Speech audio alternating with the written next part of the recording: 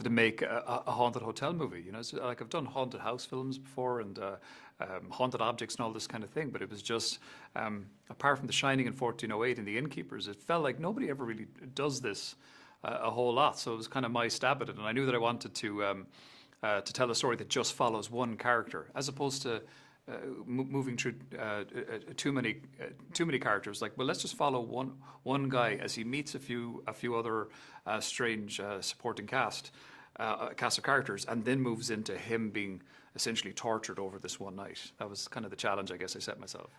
As a writer, it's quite handy in terms of, like, you know how many characters you can kind of fill it out. It's got the manager, the bellboy, the caretaker, and it's kind of like, well, what could these be archetypes, or could they be something that's, you know, a little bit more complicated with each one? The guy who's always around the hotel, living in the woods.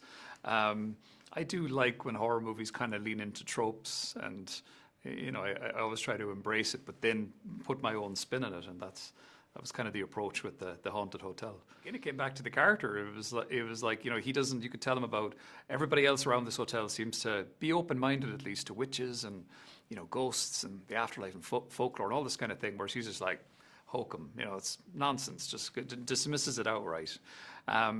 Beyond that, it's just kind of a cool title. I like the word. I loved reading the script the first time. I was really intrigued by the character and the story, but really thought that it was an interesting arc that the character goes through.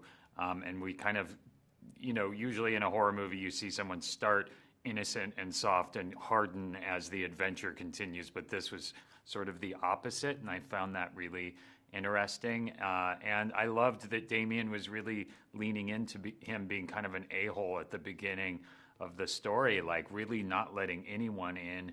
And then as the story goes on, we kind of find out why that is. What are the specific reasons for that? And then eventually, hopefully, he'll find grounds to maybe start to forgive himself. I think it's, to begin with, that it does feel like it is psychological, that it's just that this is just something that he's dealing with internally.